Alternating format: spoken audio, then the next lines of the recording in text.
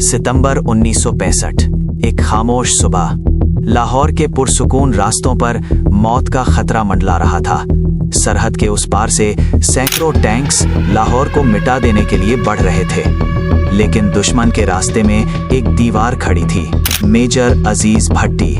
5 दिन और 5 रातें ना वो सोए, ना उन्होंने खाना खाया।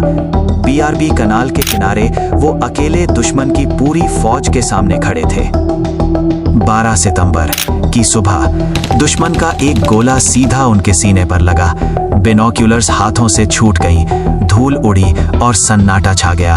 वो गिर पड़े, लेकिन लाहौर बच गया। एक मर्द मुजाहिद ने 10 मिलियन लोगों की नींद के लिए अपनी जान का सौदा कर लिया। निशाने हैदर, अजीज भट्टी। कुछ लोग अपने लिए जीते हैं और कुछ हम सब के लिए मर जाते हैं।